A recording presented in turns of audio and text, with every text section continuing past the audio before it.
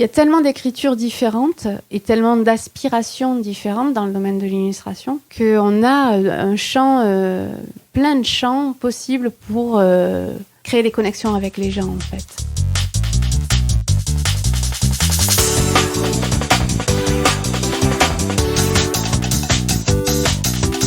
Bonjour à tous et bienvenue sur Sens Créatif, le podcast qui explore les motivations et les stratégies des artistes de l'image. Je m'appelle Jérémy Kleiss, je suis auteur-illustrateur à Paris et vous pouvez me suivre sur Instagram @JérémyKleiss. Cette semaine, je suis heureux de vous présenter ma discussion avec Marie-Laure Cruchy, que vous connaissez probablement sous le pseudonyme Cruciforme. Initialement formée à l'École Estienne puis aux Arts Décoratifs de Paris, elle a d'abord travaillé en agence en tant que directrice artistique avant de créer son propre studio de création en 2007. Si vous vous intéressez un tant soit peu à l'illustration, obligé, son travail, vous l'avez déjà vu. Présente un peu partout, Marie-Laure collabore étroitement avec de nombreux clients dans les domaines de la presse, l'édition jeunesse, la musique, ainsi que certaines grandes marques de luxe. Et si vous êtes amateur de beaux livres, il est fort probable que vous ayez vu passer son livre Cabins, édité chez Taschen, ou encore Colorama, primé en 2017 au Festival du livre jeunesse de Montreuil, et paru aux éditions Gallimard. Dans cet épisode, Marie-Laure nous partage son expérience du confinement, de son rapport à la nature, aux couleurs et de sa pratique de l'illustration. Mais surtout, elle nous parle du festival Nîmes Illustre qui aura lieu... qui n'a pas eu lieu à cause du confinement lié à l'épidémie de Covid-19. Et oui, initialement, à l'heure où cet épisode sort, nous étions tous censés nous retrouver à Nîmes pour fêter au soleil cette pratique de l'illustration que nous apprécions tous. Nous avions même prévu un enregistrement live et en public de podcast, mais je ne vais pas vous la faire à l'envers, l'histoire avec un grand H en a décidé autrement. Nous revenons donc avec Marie-Laure sur l'histoire et les ambitions de ce festival et sur son désir de transmettre et de fédérer la communauté artistique. Un thème qui m'est également cher. Mais trêve de bavardage, elle vous racontera tout ça bien mieux que moi. Sans plus tarder, voici ma discussion avec Marie-Laure Cruchy. Bonne écoute.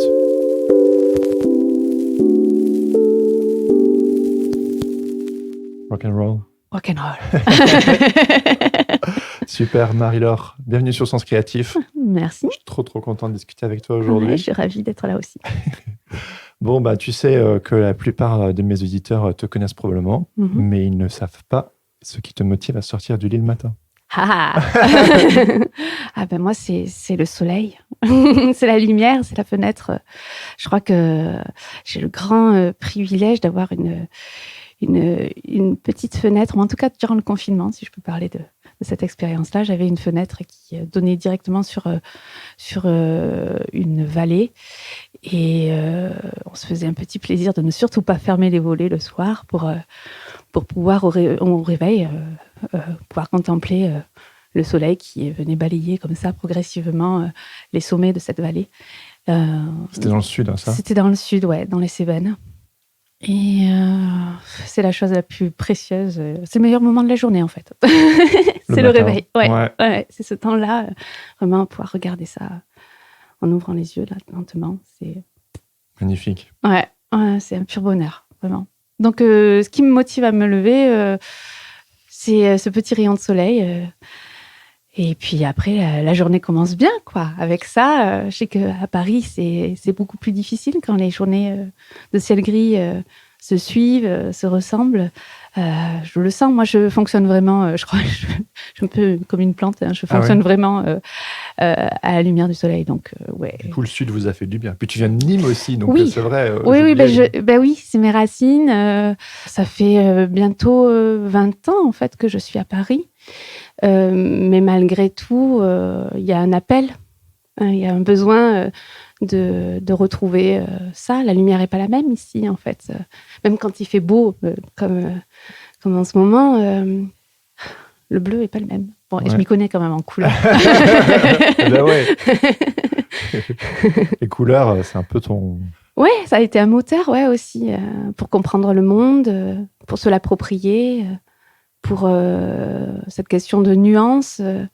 Pour moi, j'ai compris après coup, et c'était pas vraiment quand j'initiais le projet, j'ai compris après coup que travailler sur les nuances de couleurs, c'était aussi travailler sur une capacité ou encourager le lecteur à développer une capacité de nuancer son langage. Il y a un parallèle qu'on peut faire, c'est-à-dire avec plus tu as de vocabulaire et plus tu arrives à mettre les mots ou des mots précis sur des objets qui se ressemblent mais qui ne sont pas exactement les mêmes, plus tu es capable de nuancer ton langage et ton regard sur le monde, ta capacité de t'approprier le monde. Donc, c'était intéressant, après coup, de prendre conscience de ça. Colorama, c'est ça ? Oui, pour le livre Colorama, ouais, c'est ça. Je trouve ça super intéressant ce que tu me dis, parce que moi, j'ai toujours considéré que j'étais un peu une bille en couleurs. Ouais. Je misère, mais depuis toujours, sur les couleurs. Et pourtant, je suis quelqu'un qui est à la recherche de la nuance. Mm-hmm. Et j'ai déjà vu ton livre, évidemment. Oui. Mais je ne l'ai pas acheté. Et là, je me dis, il faudrait que je me le chope, celui-là. Bah, c'est un livre qui partage du savoir avant tout. Hein. Je pense que, en tout cas, il peut se prendre pour l'aspect purement esthétique et graphique. Certains le prennent presque comme un objet de décoration. Donc, j'aime beaucoup ce côté-là, ce double niveau possible de lecture. Donc, tu peux te laisser juste porter par le plaisir des couleurs qui sont répertoriées ou par le plaisir des illustrations, parfois par le nom de ces nuances qui peuvent être plus ou moins poétiques. Mais le gros du travail dans ce projet-là, ça a été vraiment le travail de recherche et d'écriture autour de l'origine de chaque couleur. Donc vraiment, qu'est-ce qui définit cette appellation-là ou qu'est-ce qui fait que telle couleur est perceptible de cette façon-là. Enfin, c'est parfois scientifique, parfois linguistique, c'est parfois dans notre culture, c'est parfois des réponses physiques, chimiques. Ça balaye très largement en fait les savoirs, les sciences, l'art, et ça essaye de le retranscrire de manière très synthétique, très limpide, pour que ça reste accessible aux enfants en plus des adultes. Donc c'est un livre où on peut, je pense, j'espère, s'émerveiller à nouveau du monde en découvrant l'origine de telle couleur. Ouais. Donc, est-ce que ça va t'apprendre à nuancer ton langage ? Je ne sais pas. Est-ce que ça va t'apprendre à avoir une plus grande sensibilité sur les couleurs ? Je ne sais pas, parce que peut-être. Écoute, je vais me le procurer et puis je te dirai. Ouais, tu me diras, je veux bien savoir. Ouais, carrément, ça m'intéresse. Du coup, en parlant de couleurs, et on parlait de confinement juste avant, de quelle couleur était ton confinement ? Ça, c'est une bonne question. Alors, vert. Oui, c'est vrai. Puisque j'étais baignée de nature. Alors, voilà, j'espère que j'ai toujours... je suis restée très discrète à ce niveau-là durant le confinement, parce que j'estimais que ça pouvait être une forme d'indécence que de montrer aux autres rester en appartement, puisqu'on en faisait partie, en appartement, dans des appartements très petits. Je me disais que quand même, c'était un énorme privilège et qu'il n'y avait pas à se pavaner de ça. Il fallait rester, voilà, pas attiser l'envie ou la jalousie. Aujourd'hui, et j'assume grandement, parce que c'était extrêmement précieux, en fait, d'avoir cette chance-là. Je l'ai vraiment saisie. Et donc, vert, parce qu'on était baigné de nature, donc dans les Cévennes. Donc là, c'est vraiment, pour le coup, c'est la maison de mon enfance, quoi. C'est vraiment un lieu que je connais par cœur. D'accord. Et d'autant plus vert qu'on a vraiment investi le jardin. Donc, on a cultivé, vraiment, on a semé. C'est vrai ? Oui. Ben, après, ça, c'est quelque chose que je fais chaque année, mais à petite échelle, parce qu'on retourne tous les étés, en fait, dans cette maison-là. Donc, on le fait, mais sur des périodes très courtes, et il faut que ce soit déjà amorcé pour pouvoir récolter quelques légumes.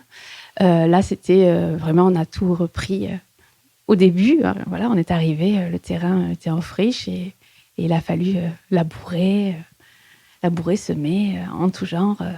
On est même parti avec nos graines qu'on avait à Paris. Ouais, trop bien. On s'est dit, oh non, là, il faut le saisir.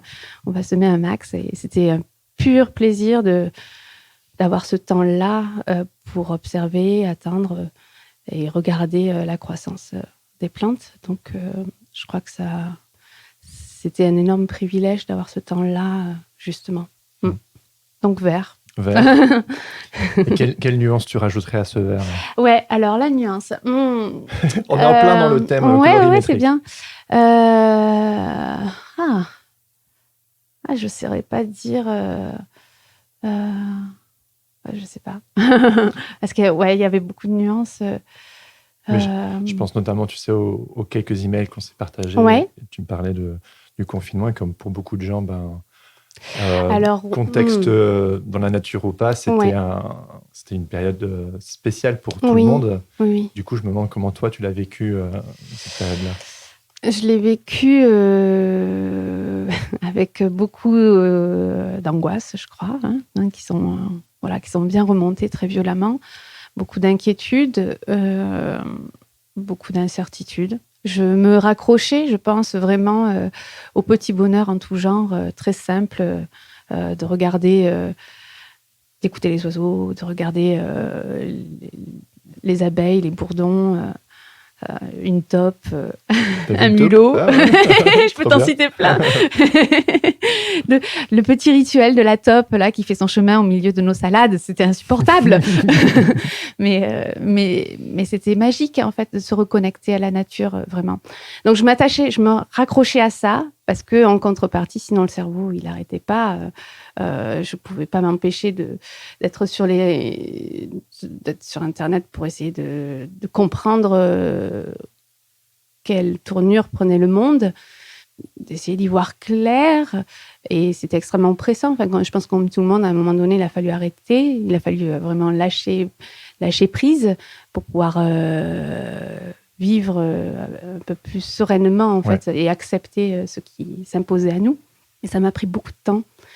Donc, ça a été une épreuve plus intérieure pour moi évidemment que dans la réalité de vie, puisqu'on était privilégiés dans un cadre très agréable pour ça. On était en extérieur, on a vécu beaucoup en extérieur. Ouais. On avait des contreparties bien tout à fait normales de vie très simple et même plutôt spartiate, parce que c'est une maison très ancienne, très petite, qui n'a pas du tout de confort matériel. Donc, ça a été même une petite épreuve au démarrage parce qu'il faisait encore assez froid dans la maison. Donc, pendant plusieurs semaines, quand même, avant que les températures montent plus considérablement dans la maison. Il y avait la question de se chauffer, en fait. C'était vraiment, au début, c'était le cœur de notre activité. C'était trouver le moyen de se chauffer. Donc, on allait chercher, à l'ancienne, on allait chercher le bois dans la forêt. Et puis dans la forêt, un peu sur le terrain aussi. Et puis on faisait le feu de cheminée puisqu'on n'a pas de chauffage électrique. Ouais. Mais c'est bien, ça te remet en phase avec des petits... quels sont les véritables impératifs, en fait, d'une vie. Se chauffer, se nourrir. C'est quand même assez fort d'expérimenter de cette façon-là. Retour aux sources. Ouais. C'est cette simplicité, en fait, qui était assez puissante. Ouais. Le monde entier était sur pause, quoi. Ouais. Donc, c'était intéressant de l'expérimenter comme ça. Et au niveau de ton boulot, tu as pu travailler pendant cette période? C'était sur pause aussi. Tu l'as vécu comment, ça? Je pense que je l'ai accepté assez facilement. D'autant plus que j'ai ce tempérament à quand même rester toujours sur mes gardes et ne pas brûler ce que j'ai. Donc, j'avais un peu d'argent de côté, ce qui m'a permis d'accepter que les mois comme ça se suivent sans aucun revenu, donc strictement aucun revenu, parce que la plupart des projets en cours étaient en lien direct ou indirect avec le domaine culturel. Ouais. Donc, en gros, j'ai un livre dont la sortie a été reportée, donc avec tout ce que ça engage d'investissement pour promouvoir cette sortie et permettre au livre de rencontrer son public. Donc toutes les initiatives qui étaient en train de se monter, elles ont été mises en pause. Il y a un projet aussi plus de com, mais qui est lié à l'événementiel directement. Donc, les événements ont été annulés, donc le projet a été annulé lui aussi. Donc, c'est marrant parce que c'est une autre économie. Tu vois, autant le livre, c'est une toute petite économie. Bon, j'aurais pas gagné grand-chose, même peut-être. Il y a beaucoup de travail qu'on fait sur un temps libre, ou en tout cas sur un temps qu'on ne compte pas. Autant le projet d'événementiel avec une marque, une grosse marque, là, c'était vraiment... il y avait un budget là-dedans. Et donc, que ce truc-là qu'il soit annulé, ça a été clairement un trou. Là, c'était un peu dommage. Donc ça, et puis le festival. Notre festival qui a été, lui aussi, bien évidemment, comme tous les festivals. Nîmes s'illustre. Voilà, le festival Nîmes s'illustre qui a dû, comme tout le monde, accepter le deal de reporter ça à l'année prochaine. Voilà. Donc, oui, au moment où cet épisode sortira, oui. On était censé se retrouver à Nîmes. Oui, exactement. Pour ce festival, justement, le festival Nîmes s'illustre. Et ça a été annulé. Et donc, on était censé fêter, célébrer l'illustration ensemble. Il y avait plein de choses de prévues. Et toi et d'autres personnes, vous avez investi énormément d'énergie et de travail là-dedans. Du coup, Nîmes s'illustre n'aura pas lieu cette année.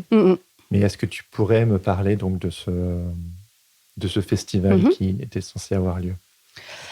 Alors, le festival Nîmes s'illustre, donc, est un festival d'illustration qui se déroule, je vais parler au présent, qui se déroule à Nîmes et qui a été monté par 3 anciens Nîmois qui sont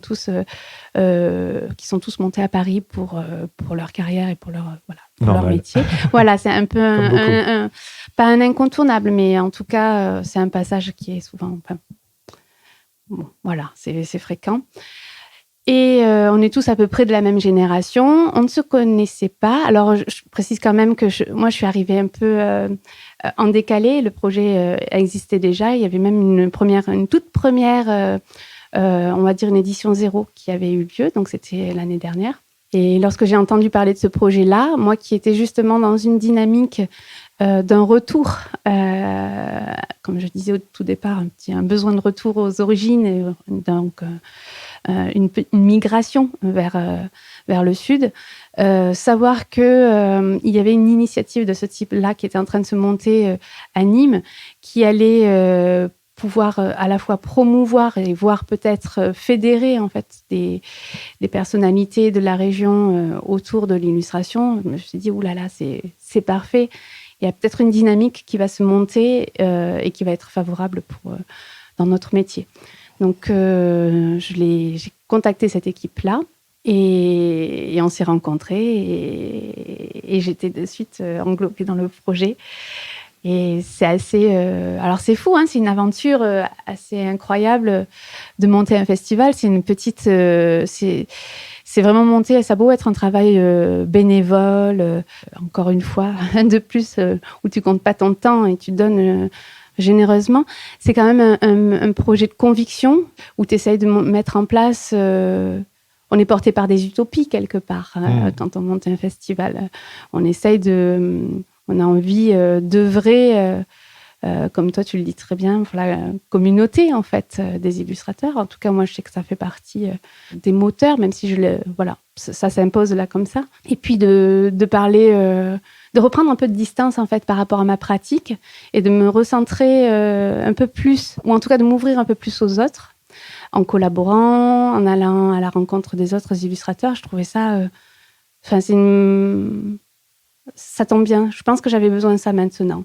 Après avoir travaillé, on va dire, au moins 6-10 ans à une carrière personnelle, à essayer de tirer mon épingle du jeu. Oui, je peux dire que c'était pas facile au début. J'ai réussi à avoir une reconnaissance sur mon travail, à vivre maintenant plus dignement, clairement, de mon métier, ce qui est quand même pas donné au démarrage. Je me suis rendu compte au bout de quelques années, évidemment, il y a des projets qui ont marqué les esprits et et sur lesquels je suis encore très sollicitée en fait de reproduire et de créer en continu sur ce type d'univers. Donc je pense à Cabins, voilà, qui a vraiment été un projet qui a fait popper vraiment oui, c'est sûr. ma carrière.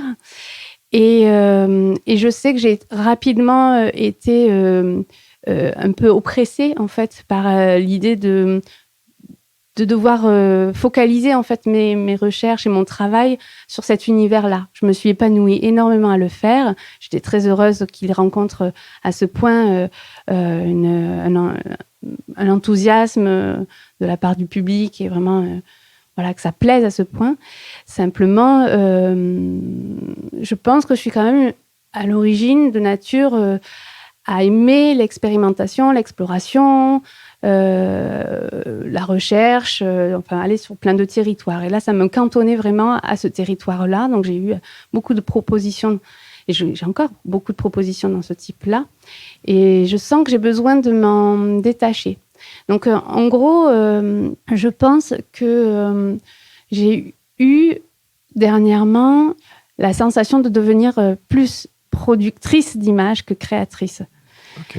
Donc j'entends vraiment par là que j'étais tenue par des commandes qui me dirigeaient un peu trop sur des territoires qui finalement étaient moins ce à quoi je pouvais aspirer, ou en tout cas sur lesquels j'avais moins de liberté en fait. C'est ça. J'ai perdu un peu de ma liberté en étant plus productrice et en étant moins créatrice ou moins dans l'initiative de projet. Donc j'ai eu besoin de reprendre la distance. Il y avait deux options qui se présentaient. Soit je me focalisais, soit je me réouvrais aux arts appliqués au sens large, c'est-à-dire j'essayais de créer des passerelles entre l'illustration et d'autres champs, du design, de l'archi, de l'espace et même de l'artisanat, par exemple.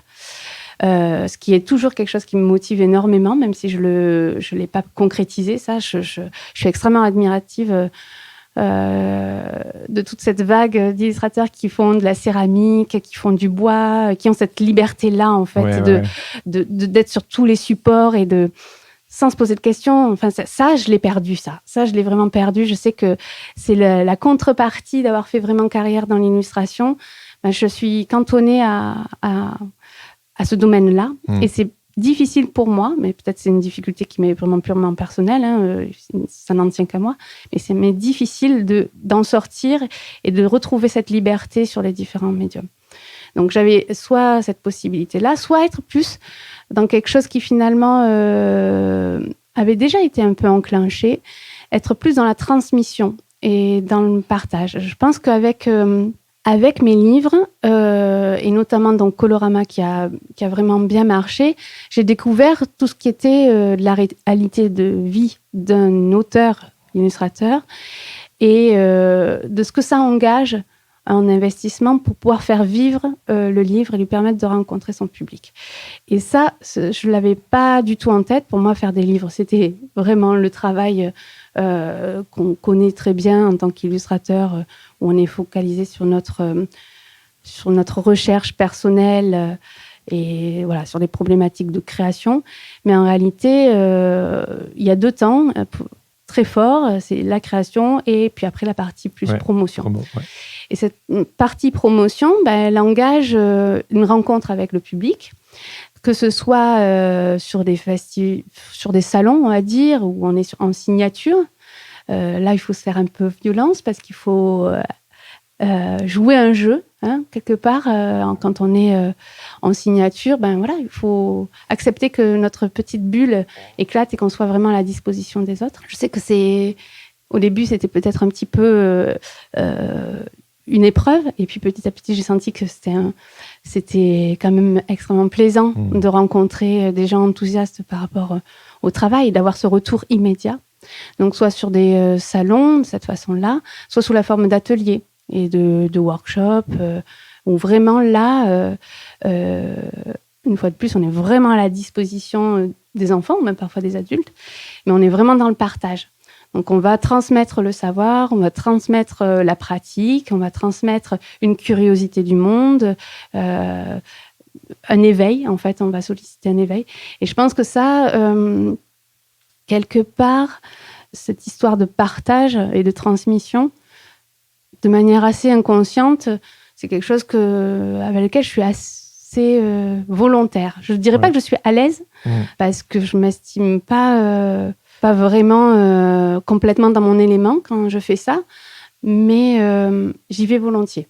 Ouais. Voilà. Je le fais parce que je trouve ça utile, précieux, important. Donc peut-être que cette histoire de transmission et de partage, je le retrouve aussi dans le festival, en recréant du lien, en m'ouvrant aux autres illustrateurs, en essayant de mettre en place des collaborations pour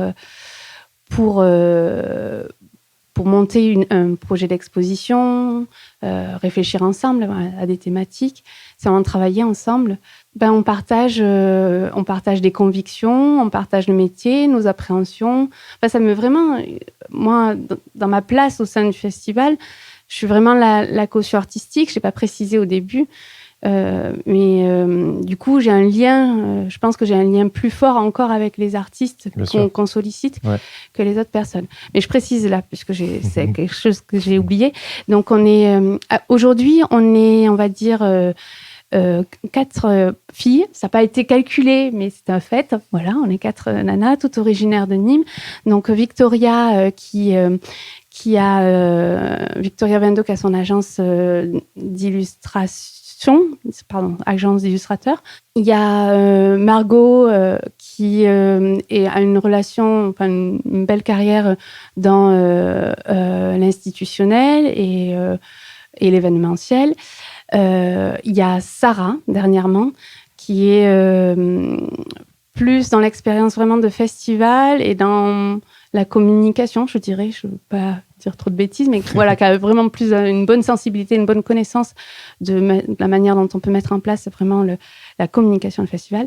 Et moi, qui est vraiment illustratrice et qui a le lien vraiment direct de métier, d'expérience avec dans le domaine, quoi. Ouais. Donc, il peut faire la passerelle et le dialogue possible avec... Donc, je suis d'autant plus favorisée, ou encouragée en tout cas, à dialoguer et à créer du lien vraiment avec la communauté. Créer du lien, c'est notamment... Sens Créatif était censé faire un épisode live et en public. Et le but, c'était de fédérer... le thème, c'était fédérer la communauté artistique. Oui. Et je vois là un fil d'Ariane dans cette discussion. Quand on s'est rencontrés, voilà, tu l'as dit tout à l'heure, ça faisait 6-10 ans que tu avais construit ta carrière. Puis il y avait ce besoin de te reconnecter en quelque sorte déjà aux sources. C'est-à-dire, par exemple, là, on l'a vu pour le confinement, tu es reparti dans le sud. Nîmes Silus, c'est à Nîmes, c'est là d'où tu viens. Et aussi, quand on s'est rencontrés, c'était chez Maison Tangible, il me semble. Et puis après aussi, on s'est revus au laptop pour les soirées de talent, etc. Et il y a ce retour vers le collectif. Et Nîmes illustre bien ça, en l'occurrence. Oui. Et c'est un sujet qu'on a en commun, tous les deux, fédérer la communauté artistique, se connecter à elle, partager, etc. Ouais, je me demandais si tu pouvais aussi un petit peu parler justement de ce besoin, ce désir de fédérer, en fait. Personnellement et avec le festival, bien évidemment. Alors, je ne sais pas vraiment expliquer le fond de tout ça. Pourquoi j'ai besoin de sentir... je pense que toi, tu en parles très, très bien sur vraiment, rien que de mettre le mot sur la question de communauté. Je pense que c'est finalement assez récent, en tout cas pour ma part. Je ne peux peut-être pas parler pour tout le monde, mais j'ai l'impression que longtemps, on a considéré la pratique et le métier d'illustrateur comme un travail très solitaire, très individuel. Des électrons... des ours au fin fond de leur caverne. Ouais, c'est ça. Alors déjà, oui, il y a le fait qu'on travaille beaucoup chez nous, le fait qu'on travaille des univers, on est encouragé vraiment à développer des univers personnels. Donc, on a vraiment un repli sur soi. Enfin, en tout cas, un travail d'introspection, un travail vraiment où on crée une bulle, vraiment personnelle. Donc, ça caractérise quand même beaucoup le métier, cette question de recherche individuelle, sans que ce soit pour autant un métier compétitif. On n'est pas dans l'adversité et dans la compétition.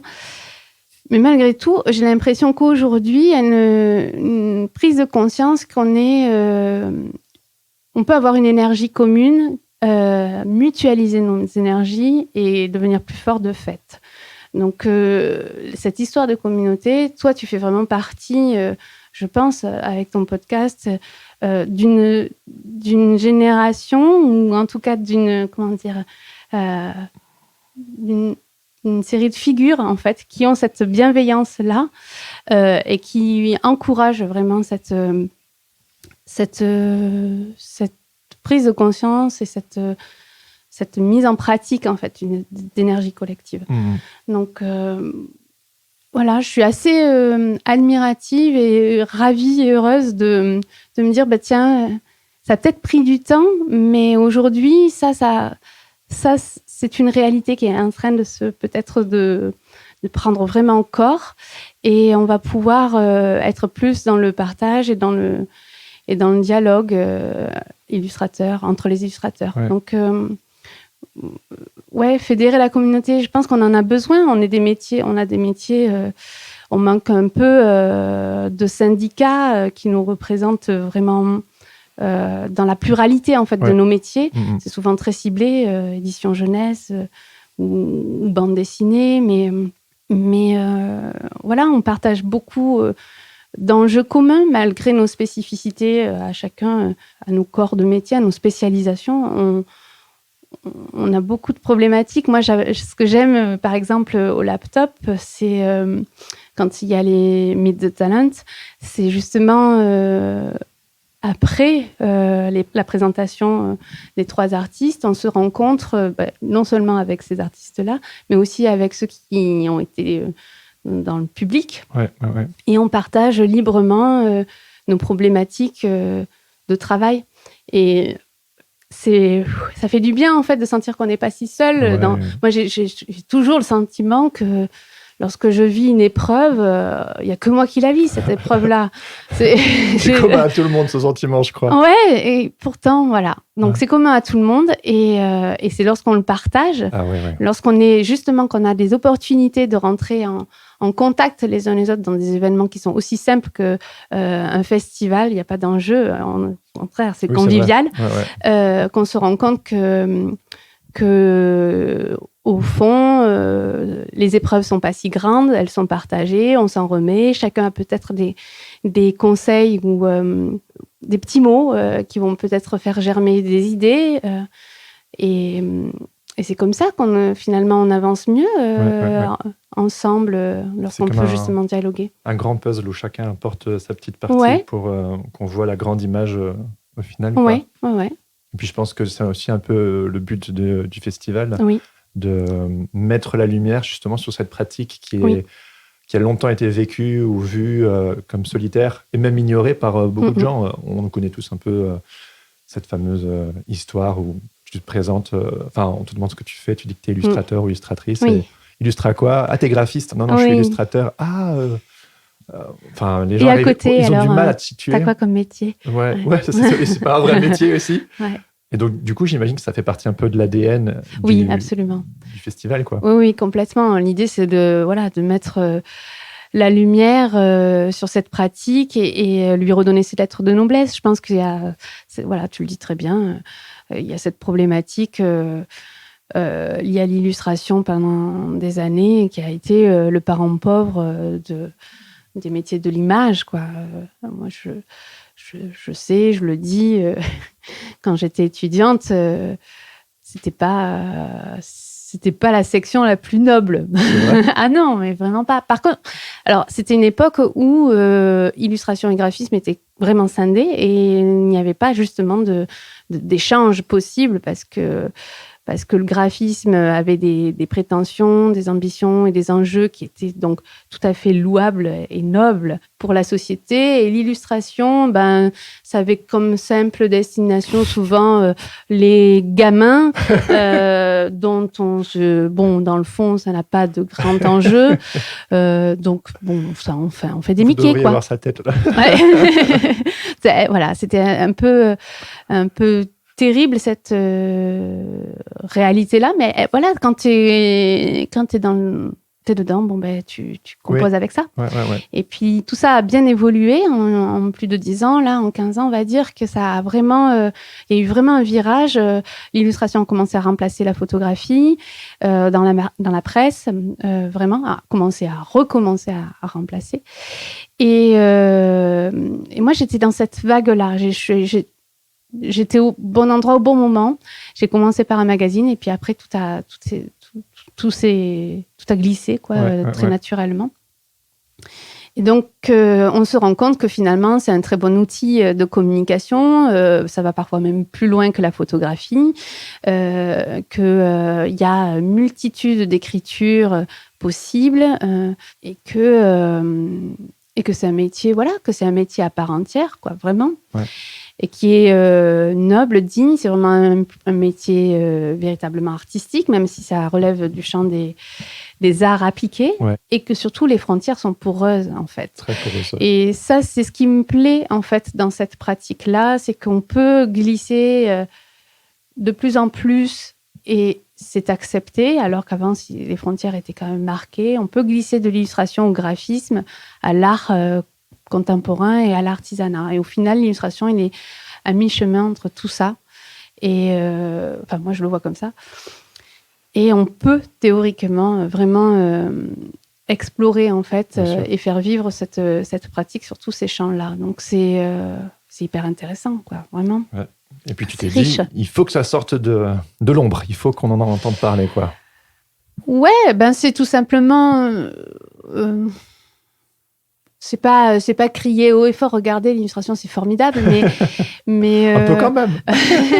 mais c'est ouais, un peu quand même, c'est vrai. C'est formidable, vraiment... l'illustration. Oui. Non, mais non, on va pas dire le contraire, c'est certain. Mais je sais pas si, en tout cas, je me sens pas chargée d'une mission de ce type-là, mais malgré tout, je pense que c'est assez normal qu'au bout d'un certain nombre d'années de métier, j'ai pas rencontré beaucoup d'adversité ou d'animosité envers ma pratique. J'ai rarement finalement entendu qu'est-ce que tu fais, mais qu'est-ce que c'est l'illustration. Mais je trouve ça quand même important de savoir valoriser son métier, en fait, de montrer à quel point il y a un ancrage historique qui est pas des moindres. Il est beau, quoi, vraiment. On a vraiment un superbe patrimoine dans le domaine et c'est riche et surtout, c'est aussi un très beau vecteur de communication et de transmission moi j'aime beaucoup ce mot, d'émerveillement, en fait. Il y a un pouvoir dans l'illustration qui peut nous transporter, qui est peut-être aussi le cas aussi dans la photographie ou dans d'autres domaines, certainement.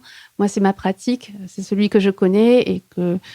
Donc forcément, c'est quelque chose que je repère et que j'apprécie et c'est quelque chose que j'ai envie que, dans ce domaine-là, qu'il soit perceptible. Donc j'encourage, par le festival, on a envie d'apporter aussi de la curiosité, de l'éveil et de l'émerveillement. Oui, c'est ça, à la destination vraiment pour le coup de tous les publics. En ça rejoint vraiment le chemin que je fais avec les livres. Ouais. Alors que le festival, il est pas... retour aux gens. Oui, c'est ça. C'est vraiment aller à la rencontre des gens et de leur montrer et de partager avec eux. Là, c'est vraiment à destination du grand public, partager avec eux les magies, en fait, qui opèrent au contact de l'image illustrée. Ouais.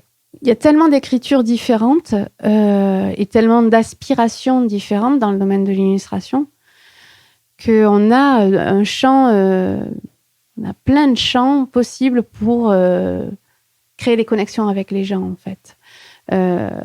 Moi, je sais que j'aime aujourd'hui, c'était pas le cas avant, je suis plus sensible à l'image qui véhicule une émotion, une atmosphère, par le biais de l'atmosphère. Avant, j'étais beaucoup plus cérébrale, voilà, sur des logiques à la frontière du graphisme, et je recherchais vraiment des mécaniques de pensée. Là, voilà, je trouve que déjà qu'on sache que l'illustration balaye ces différents spectres, tout le monde peut s'y retrouver, en fait, en tant que spectateur. peut trouver un territoire, un illustrateur, un style, un univers, un sujet qui va vraiment lui parler. Je crois vraiment il y a un énorme potentiel pour pouvoir éveiller la curiosité du grand public. Ouais. Et tu pourrais me parler de cet éveil du cérébral vers le plus émotionnel ? Oui. Moi, ça me parle, donc j'ai envie d'en savoir plus. Alors, je n'ai pas fait de psychanalyse à ce niveau-là, mais je dirais que la quête très cérébrale, au départ, est liée vraiment au fait que j'étais encore... j'ai fondé ce socle-là lorsque j'étais étudiante. Donc, on avait vraiment des problématiques artistiques. On nous encourageait vraiment à avoir une réflexion... on nous encourageait sur un travail de réflexion, vraiment. Et un peu moins sur la pratique, comment dire, quoique c'est pas incompatible. Mais bref, j'ai développé un travail très cérébral. C'est lié à un âge aussi, à 25 ans. J'arrivais à me différencier en mettant en place des mécaniques de pensée, en mettant en place des dispositifs qui sont plus de l'ordre de l'exercice de style, en jouant à des jeux comme ça de modulation. Mais voilà, je pense que c'est ce qui faisait que j'avais une singularité. Et puis j'aimais beaucoup être là-dedans, quoi. Vraiment, je continue à aimer beaucoup ces choses-là chez d'autres illustrateurs. Et puis j'ai rencontré certaines difficultés à vivre avec ces pratiques-là, parce qu'on s'était taxé vraiment quand il s'agissait de livres, c'était des livres d'artistes, et finalement j'ai eu beaucoup de mal à les éditer. Ouais. C'est beaucoup de travail qui ne rémunère pas.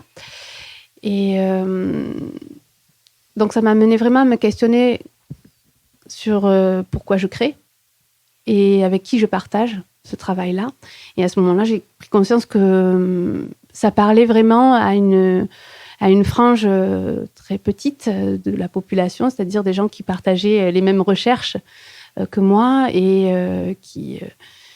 une certaine élite, entre guillemets. Voilà.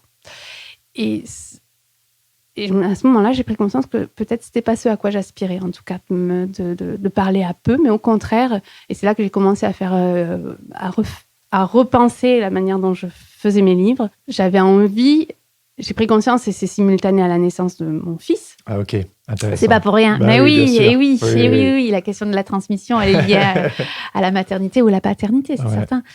Oui, j'ai pris conscience à ce moment-là qu'il y avait une question de regarder le monde et de voir quelle curiosité je pouvais partager, je pouvais transmettre. Ouais. Et à partir de là, je commençais à faire des ouvrages un peu plus dans la pédagogie, on va dire, moins dans l'expérimentation graphique, mais un peu plus tournée vers le sens et la connaissance. Et de fil en aiguille, c'est allé graphiquement vers quelque chose de plus ambiant, plus sensible, plus atmosphérique. Donc vraiment des images qui, au final, questionnent le plaisir de l'œil plus que le plaisir cérébral de réflexion. Et c'est vrai que c'est marrant parce qu'à l'époque, donc à la sortie de l'école, j'avais même un dégoût très fort pour... en tout cas, ça ne m'intéressait absolument pas et je me moquais, je dirais plutôt, c'est pas un dégoût, c'est plutôt je me moquais des illustrations qui étaient... que j'appelais sensuelles, en fait. Des illustrations qui étaient là pour vraiment flatter l'œil et séduire, en fait, quelque part, le lecteur, le public. Enfin, voilà. Et curieusement, même si c'est pas du... Enfin, j'estime que c'est pas vraiment dans ma quête, aujourd'hui, j'ai glissé vers ça, vers quelque chose, en tout cas, qui est dans le plaisir c'est incarné de ressentir. Aussi. Ouais. C'est ressentir quelque chose, en fait, ressentir une émotion plus que penser ou réfléchir. j'ai une quête d'émotion, je pense. Et ça va, ça a un lien direct et indirect avec, évidemment, la maternité. On a envie de partager à la fois des connaissances et à la fois du sensible, bien sûr. vraiment, avec nos enfants. Donc, ça m'a menée là. Peut-être c'est lié aussi, vraiment... Ça t'a ancré aussi, j'imagine, dans le concret. C'est-à-dire que pour beaucoup, c'est très cérébral. Et puis, je pense qu'on est aussi pas mal dans une culture où on loue la pirouette graphique ou intellectuelle. Et je pense que quand tu as des enfants... moi, ça a été mon expérience. Tous les deux, on a un enfant. Le tien, il est plus vieux que le mien, largement. Mais moi, je sais que... Moi, je suis quelqu'un de très cérébral aussi, de nature.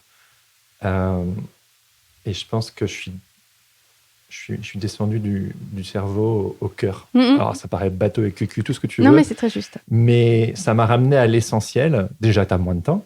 Et donc, du coup, tu vas plus... voilà, je viens de le dire, à l'essentiel. C'est plus vécu, c'est plus brut, c'est plus émotionnel. Et moi, je trouve ça super intéressant. En fait, tu n'es pas la première personne qui me dit ça. Je l'ai vécu moi, d'autres personnes aussi. Il y a une sorte de recentrage sur ce qui est le plus important et quelque chose de plus décomplexé, de plus vécu et de plus vivant, de plus incarné, quoi, au final. Et c'est drôle parce que, au final, j'ai l'impression, je parle juste pour moi, mais que ce qu'on loue souvent, c'est ces trucs prestigieux, la pirouette, regardez comme il ou elle, elle est balèze, ou cette idée, ou etc. Et comme tu as dit, ça touche un petit public, mais si on veut vivre de ce métier-là, on se rend compte qu'au final, on doit aller dans ce qu'on a de commun avec tellement plus de gens. Ça ne veut pas dire tout le monde, évidemment, mais il y a quelque chose de plus universel, en fait, et de plus vécu. Et c'est pas moins noble que de faire des livres grand public. Moi, je sais que c'était même une question que j'avais déjà amorcée lorsque j'étais étudiante, c'est cette question d'universalité. C'est vraiment comment parler de manière universelle. Le pictogramme en fait bien le travail dans un ouvrage pour pouvoir à la fois embrasser plusieurs cultures, ce qui est vraiment parfois totalement voué à l'échec, puisqu'on a vraiment de grandes différences culturelles, mais aussi et surtout, ce que je trouve vraiment intéressant dans le livre, c'est d'embrasser plusieurs générations. Et je sais que moi, j'ai eu très peu de livres quand j'étais enfant, mais par contre, il y en a un qui m'a accompagnée de toute petite à très grande au final. Et j'aime ces livres-là qui ont cette capacité d'offrir au lecteur à différents âges des entrées possibles, parce qu'ils ont plusieurs niveaux de lecture, ou parce que on y trouve quelque chose qui va nous faire sens différemment selon l'âge qu'on a. Donc moi, je sais que c'est une des problématiques centrales maintenant, je l'ai bien identifié, dans ma création de livres illustrés, et qui sont à la fois à la frontière de la jeunesse et de l'adulte. Donc alors si c'est pas universel, en tout cas c'est transversal, quoi. Voilà, c'est vraiment cette transversalité. Et quand je disais il n'y a pas de mal à faire du grand public, au contraire, il y a une certaine noblesse du coup d'avoir cette capacité d'embrasser tout le monde avec une forme simple en apparence, en tout cas. Le contenu, je pense que le Colorama en est un bon exemple, c'est qu'on a un livre dont le dispositif est très simple, une énumération de couleurs, de nuances, certes très généreux, puisqu'il est quand même assez exhaustif, mais voilà, une illustration associée, un petit nom, une petite histoire. C'est très facile, il suffit de voir une double page et on a compris le dispositif. C'est très simple en apparence. Par contre, on s'imagine peut-être pas, mais c'est assez colossal comme travail pour vraiment passer l'aspect purement esthétique et séduisant, et vraiment être porteur de sens, et vraiment être offrir des clés de connaissances et d'éveil, vraiment. Et donc là, voilà, c'est un livre qui, pour le coup, je crois vraiment a réussi à embrasser un public très large. Autant les graphistes, alors peut-être pas tous, je sais pas, mais j'ai l'impression quand même que que il y a autant des cabinets d'architectes et des graphistes qui ont un travail très pointu, qui peuvent s'y retrouver par la mécanique ou la poésie qui s'en dégage, que du grand public qui n'a pas forcément un lien mais qui a une petite sensibilité à la couleur, et puis bien évidemment les enfants, parce que finalement cette notion de couleur, c'est central en fait dans l'apprentissage de l'enfant. Des livres sur la couleur, il y en a des milliers pour les enfants. Des imagiers de la couleur encore, je sais pas combien il y en a. C'est monumental, mais parce que c'est essentiel dans l'apprentissage. Mais dans la manière dont je le fais, peut-être moi, j'apporte peut-être une pierre supplémentaire à l'édifice qui va vraiment être dans une éducation et je me répète, une curiosité quoi, qui va s'éveiller, en tout cas un désir de comprendre le monde. Quoi. Voilà. Ouais. Je pense qu'il y a ça. Je ne sais pas si je réponds. Si. Donc, on sent que quelque part, tu as enclenché déjà une transition depuis quelques années, là. Et donc, tu es en cours vers ce... Ouais, c'est ça. J'ai l'impression qu'on a tous cette phase, je peux me tromper, mais j'ai l'impression qu'on a tous cette phase assez finalement identifiable de la carrière, donc de la recherche personnelle, très individuelle, de faire carrière, ou en tout cas d'avoir la reconnaissance sur notre travail. Donc il y a une question finalement de performance quand même, arriver à un but individuel de réussite entre guillemets. Et puis, si on y arrive, lorsqu'on y arrive, on a un retour un peu plus à...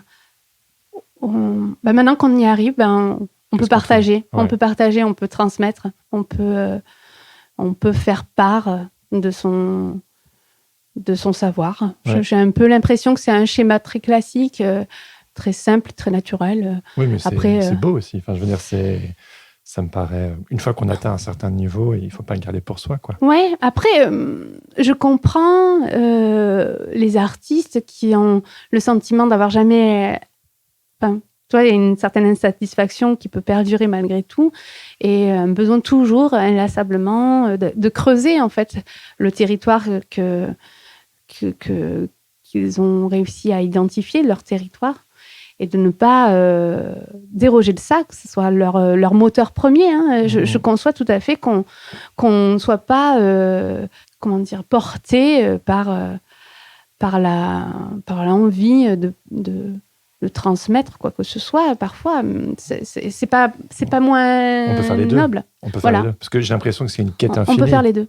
Je veux dire... Je pense que c'est difficile aujourd'hui, en tout cas pour moi, c'est toujours le même problème, c'est que je manque de temps. J'ai du mal à tout faire, en fait. J'ai du mal à être à la fois sur des commandes, donc celles qui rémunèrent, d'être sur des projets personnels comme le livre,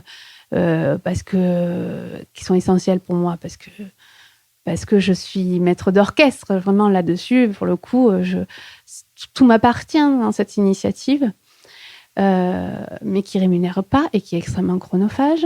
Et d'autres projets qui sont de l'ordre de l'exploration, en fait. Parce que même si les livres sont un territoire personnel, j'explore malgré tout un peu moins que ce qu'on peut croire. En tout cas, moi, je suis dans une mécanique qui ne me permet pas d'explorer autant que je le voudrais graphiquement. Donc, et tu aimerais? J'aimerais, mais je pense que ce n'est pas forcément par le livre, en fait. Ah, okay. Ça ne doit pas passer par là. Je pense que quand j'ai envie de revenir quand j'ai envie d'aller vers l'artisanat ou en faire le lien entre l'illustration, le textile, la céramique, le bois, tous ces médiums-là, du concret, cette envie, il y a quelque chose. Oui, c'est un peu dans l'air du temps aussi. J'ai l'impression qu'on a besoin de retour aux sources. On revient tout le temps, même. Il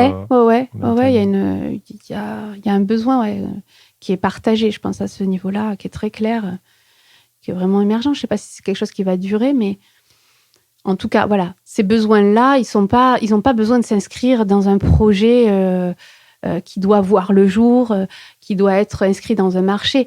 Le problème du livre, malgré tout, même si je le fais avec quand même beaucoup de liberté chez Gallimard, parce qu'il me laisse de l'autonomie, c'est inscrit dans un marché. C'est clairement la problématique, je l'ai citée, c'est comment toucher le plus de monde possible, en fait. Comment faire en sorte que...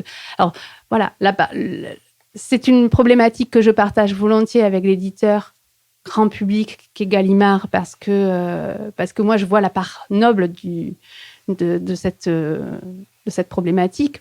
Pour lui, elle est purement, évidemment, beaucoup plus marchande. C'est clairement une question de bénéfice. Ouais. Donc, pourquoi je dis ça, je ne sais plus. Non, parce que le bois ou les choses plus concrètes... Voilà, ça n'a pas besoin d'être inscrit dans une Il y a moins un enjeu économique. Voilà, ouais. Et ce besoin-là, il est précieux. Ouais. On en a besoin, je crois, un peu tous à un moment donné. Ouais. Je pense que c'est aussi ce qu'on a tous vécu avec le confinement. Au final, c'est une sorte de retour à l'essentiel, à une simplicité. Alors oui, du coup, à côté de ça, l'expérience du confinement, pour le coup, la simplicité, le jardin, la vie avec la nature, finalement, ça prend beaucoup de temps, tout ça. De méditer, l'air de rien. En l'occurrence, j'avais très, très peu de temps pour le travail. Parce que entre la vie pour le petit, donc pour l'éducation scolaire, puisqu'il fallait prendre le relais, ce qui était vraiment, ça prenait déjà un bon tiers du temps. Puis le jardin, finalement, un bon tiers lui aussi. Et puis restait un tiers aussi partagé entre, je ne veux pas me plaindre, entre la cuisine et d'autres activités, un petit peu de partage. Donc au final, j'ai quasiment pas du tout créé, mais c'était essentiel, en fait, d'arrêter de créer à ce moment-là, je crois. Je sais pas, hein, j'ai l'impression que la chose la plus importante, c'était de s'ancrer, en fait. Je crois qu'on en avait parlé un moment ensemble. J'arrivais pas à m'enraciner, en fait, dans cette terre qui, habituellement, il faut vraiment se rendre compte, vu que j'y retourne tous les étés, c'est vraiment le temps essentiel et assez exceptionnel qui me permet vraiment de prendre de la distance par rapport à la vie trépidante qu'on a à Paris et de faire le vide et de sentir naturellement, faire la part des choses, de sentir naturellement les bonnes et les mauvaises idées. Et systématiquement, c'est quand je suis là-bas que les projets, en tout cas les idées de projets se déclenchent vraiment. Ben oui. Donc, et pourtant, voilà, durant ce confinement, dans cette maison et ce terrain que je connais vraiment par cœur, j'arrivais pas à m'enraciner parce que j'étais l'esprit encore dans les problématiques plus de travail et de trouver, d'essayer d'anticiper ce qui va arriver ou de se préparer à tout ça. Tu as réussi à t'ancrer ou... Oui, bien sûr, mais j'ai réussi à m'ancrer parce que j'ai lâché prise, parce que j'ai accepté de vivre au rythme du soleil, de la lumière, du vent, de la pluie, au rythme du jardin. Et finalement, c'est lui qui a pris la place vraiment prédominante. J'ai pas créé, mais c'est une autre forme de création que de faire le jardin. C'est donner naissance à des petits légumes. C'est vivant, quoi.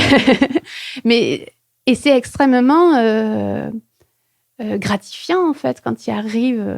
Moi, j'ai la sensation, ou en tout cas, j'ai eu la sensation sur ce temps-là, que si je ne peux pas m'en contenter sur un long terme, ça me contentait largement sur un court terme. Ouais, vraiment. Donc, j'ai pas philosophie, j'ai pas réfléchi véritablement là-dessus, mais je sens que, en tout cas, le jardin me permettait un épanouissement, ou en tout cas combler le manque d'épanouissement. Un projet de livre, là. J'en ai un, mais alors par contre, oui, il est en relation directe. J'ai un projet de livre sur les graines, en fait. Sur lequel, voilà. Et je pense que ça fait... Ouais, ben oui. Parce que il est déjà amorcé depuis longtemps, mais toujours cette question de temps à mettre en place. Puis c'est pareil que Colorama, c'est un projet assez colossal pour ma petite personne. Mais c'est vraiment travailler rendre hommage à la biodiversité et travailler sur l'art des modes de dispersion, de dissémination des graines. Donc, en gros, la nature a su doter les plantes et leurs petites descendances, que sont les graines, de différents dispositifs stratégiques qui va leur permettre de se disperser soit par le vent, soit par l'eau, soit par les animaux. Donc, par le vent, on peut avoir le symbole le plus connu, c'est la graine de pissenlit avec son petit parachute. C'est pas pour rien qu'elle a son petit parachute, c'est que ça va lui permettre d'aller, au gré du vent, se disperser à travers les champs. Puis, on a aussi les graines d'érable, où ça fait une petite hélice comme ça qui tourne. Moi, je sais que enfant, j'étais... ça fait partie des grands émerveillements de mon enfance, des grands souvenirs, les grands jeux que j'aimais faire avec mes grands-parents, quoi. C'est se poser sur un pont et regarder cette hélice et voir au plus loin elle peut aller.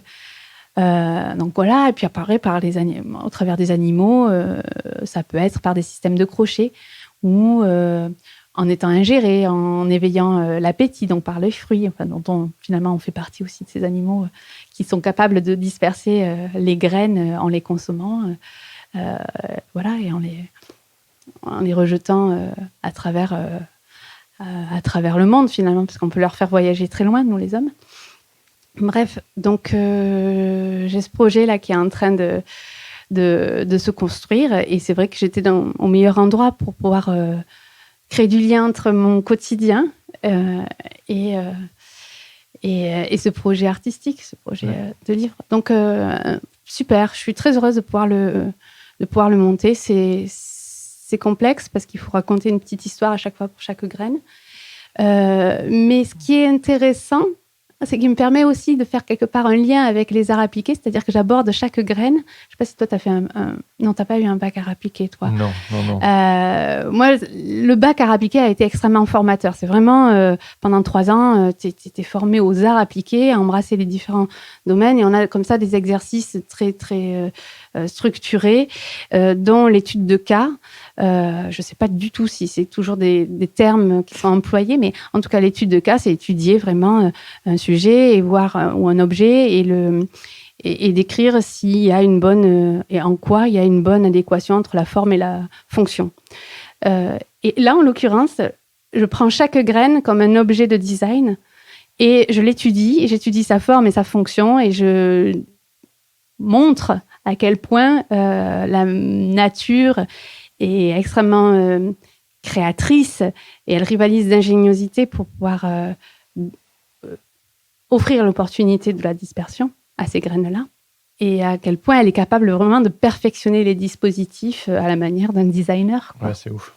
Donc, c'est magique de voir, de balayer comme ça toute cette richesse de vocabulaire formel, voilà, qui sont potentiellement de véritables sources d'inspiration pour un designer, quoi, vraiment. Ouais. Du coup, on parle de nature, de soleil, de retour aux sources, de remise en question. Ouais. Pour terminer ce petit moment ensemble, je me demandais si tu pouvais adresser ce sujet de la remise en question. Tu sais, genre si certains de mes auditeurs, je pense que beaucoup se retrouvent là-dedans aussi suite au confinement, etc. C'est pas besoin d'être long, hein, juste, tu sais, genre, tu es passé par ce processus et puis tu l'as déjà vécu plusieurs fois. Oui. Qu'est-ce que tu aurais à dire, tu sais, sur... c'est une grande banalité, c'est d'accepter, arriver à accepter. Je ne sais pas si ça répond vraiment à la question, mais c'est accepter ça comme un incontournable, en fait. C'est vraiment des temps qui sont essentiels, qui sont récurrents, qui vont se présenter, se représenter régulièrement. Et il faut juste le... Je suis pas dans une logique de rentabilité. Je ne saurais pas dire... tu verras, t'en tireras des bénéfices, parce que je ne suis pas vraiment capable d'avoir cette clairvoyance-là. Mais je sais qu'on vit mieux en acceptant que l'adversité se présente, ou en acceptant de rencontrer des difficultés et en les affrontant avec avec plus de sérénité. Ouais, c'est une grande banalité que je suis en train de dire là. Les banalités sont souvent pleines de bon sens, quoi. Bon, voilà. Ok. Non, mais super. Bon, magnifique.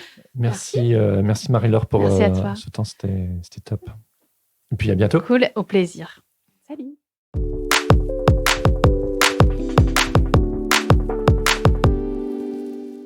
C'était ma discussion avec Marie-Laure Cruchy. Merci à elle pour son temps, c'est toujours un plaisir de discuter ensemble. Si cet épisode vous a plu, n'hésitez pas à suivre Marie-Laure sur les réseaux sociaux et à vous procurer l'un de ses innombrables livres, avec une mention spéciale pour Colorama, vu qu'on en parle dans cet épisode. Et puis, si le festival Nîmes s'illustre a piqué votre curiosité et que vous n'étiez pas au fait de cet événement, il est temps de vous rattraper en visitant le site internet nimsillustre.com et en vous abonnant au compte Instagram du festival. Cet événement n'aura pas lieu cette année, c'est vrai, mais il est reporté à l'année prochaine. Donc, si vous désirez être tenu au courant des actualités de ce festival, afin de faire la fête tous ensemble l'année prochaine, gardez bien ce nom en tête. Nîmes s'illustre, le festival de l'illustration. Rendez-vous en 2021. Si vous voulez être sûr de ne plus jamais louper un épisode de Sens Créatif, je vous invite à vous abonner sur vos applications de podcast et à me suivre sur les réseaux sociaux. Vous pouvez également vous abonner à ma newsletter afin de recevoir toutes les semaines, en plus des liens et des notes de chaque épisode, une recommandation pour vous accompagner dans votre vie d'artiste freelance. Si cet épisode vous a plu, n'hésitez pas non plus à me laisser quelques étoiles, 5 de préférence, ainsi qu'un commentaire sur Apple Podcast. Ça me fait énormément plaisir de lire vos messages et ça aide vraiment le podcast à se faire connaître. Je vous invite aussi à partager le podcast autour de vous et à m'écrire afin de me faire part de vos questions et de vos réflexions. Et pour rappel, le prochain monologue du podcast sera sous forme de foire aux questions. Donc si vous avez une question qui vous brûle les lèvres en rapport avec le métier de créatif, si vous faites face à un challenge et que vous vous dites « c'est pas possible, je ne dois pas être le ou la seule à vivre cela », ou simplement si vous aimeriez en savoir plus sur les coulisses du podcast, envoyez-moi vos questions. Je me ferai un plaisir de choisir celles qui reviennent le plus souvent et je tenterai très simplement d'y répondre lors de mon prochain épisode solo. Donc, comme je le disais avant, pour me contacter, le plus simple, c'est de le faire par email ou via les réseaux sociaux. Les liens sont à retrouver dans les notes de cet épisode.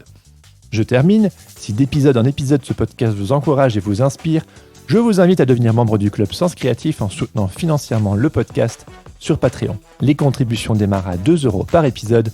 Me soutenir sur Patreon, en plus de soutenir un projet qui vous tient à cœur, c'est aussi un moyen d'avoir accès aux coulisses du podcast, des infos en avant-première, l'occasion de poser des questions pour des invités à venir, ainsi qu'un accès au groupe de discussion privé sur Instagram. Pour en savoir plus, visitez patreon.com/senscreatifpodcast. Je termine pour de vrai cette fois-ci en remerciant mon ami Adrien Guy pour la musique de ce podcast. Allez jeter un œil sur ses réseaux sociaux @AdrienGuy-Music ou écouter ses morceaux sur sa page SoundCloud. Merci également à Adrien Grenier pour le montage. Sur ce, je vous donne rendez-vous la semaine prochaine pour un nouvel épisode. En attendant, bel été à tous et surtout, restez créatifs. Ciao ciao.